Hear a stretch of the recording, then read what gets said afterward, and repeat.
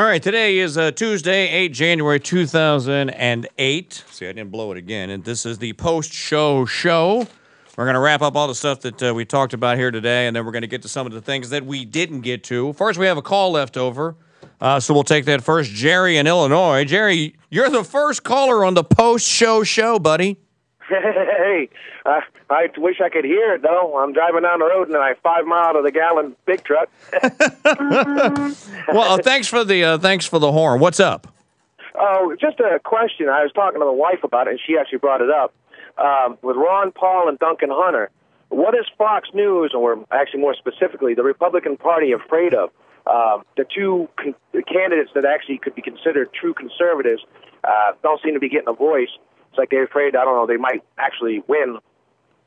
Well, yeah. Well, what Fox News did was arbitrarily decide that they know who's going to be the Republican nominee before 49 states had the chance to express their opinion, which is totally arrogant, totally misguided, and totally wrong.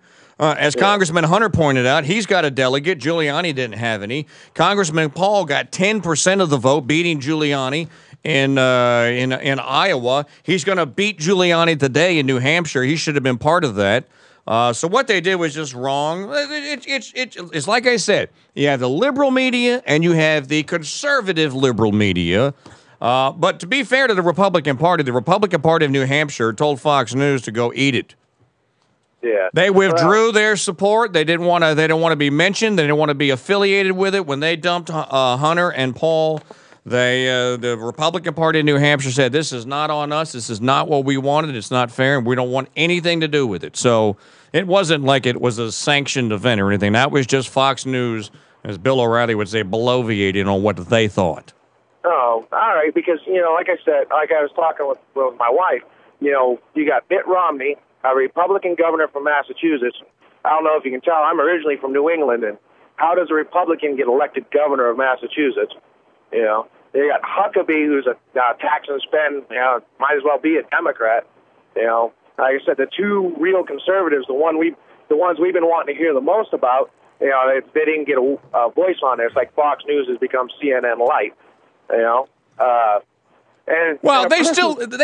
To be fair to them, they still have some good reporters, and there was some dissension amongst their ranks too. They were miffed by the decision as well. That's you know what, dude? It is what it is. They have drank the Kool-Aid. They just haven't drank as much of it as CNN has.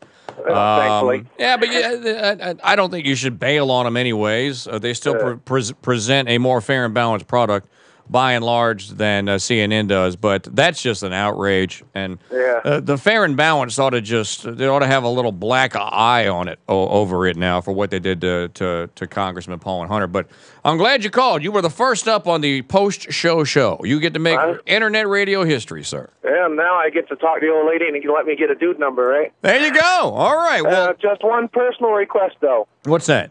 Never, ever put Hillary Clinton and Hooters girls' outfits in the same sentence again, please. That was a full-body shudder. All right, John. All right, Jerry. Thanks a lot. It's good to hear from you. Thank you. One of the things that we did not get into, and I briefly touched on it in the program, was this incident in the Straits of Hormuz. Now, the Rev has an audio piece on this, but it's way too long to play here. But what actually happened was it 4 Iranian gunboats, Revolutionary Guard gunboats? It was 5. And it was 5 gunboats. And it should be noted that it was the Iranian Revolutionary Guard, not the Iranian naval fleet. It's a completely separate autonomous body that's run just by the mullahs, and it's the same group that kidnapped the 5 British soldiers last year. Right, and so what they did was they sped towards U.S. Navy vessels, as Chekhov is saying. They're speeding toward our vessels, Captain. And they threw some white boxes overboard. Maybe they could have been mines, trying to pretend like they were going to attack, and then they bailed when they were ordered to do so. And they came within a whisker of being blown to kingdom come, according to one report. Now, I just held up to the camera Colonel Ralph Peters' piece in the New York Post today, which says, Iran won, USA nothing. And what Colonel Peters is saying is that we're a bunch of pussies. We're a bunch of pansies. We should have blown those mullah-loving jihadi wackos out of the water. and shown the Iranians, you know what, we've taken enough of your crap. We had a shot and we took it. Now, you can look at it like that, and I don't disagree with it, but I want you to think about this, because this is a setup.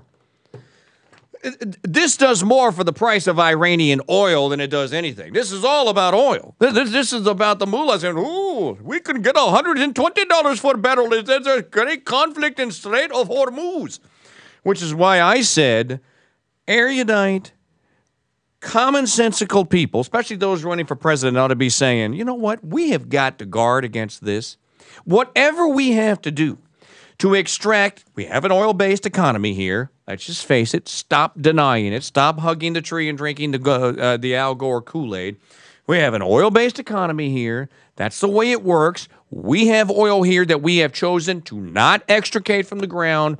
We need to start taking it out of the ground and tell the mullahs to go screw themselves. That's what a bold candidate ought to be saying. That's probably what part of what Duncan Hunter would say, and I know that's what Congressman Paul would say. I don't know what Congressman Kucinich would say about that.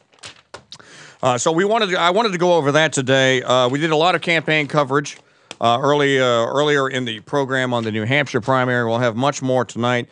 We played a lot of audio here. Here, let's recap this in case somebody missed it. You got to hear the Hillary is whining. I have so many opportunities from this country. I just don't want to see us fall backwards. No.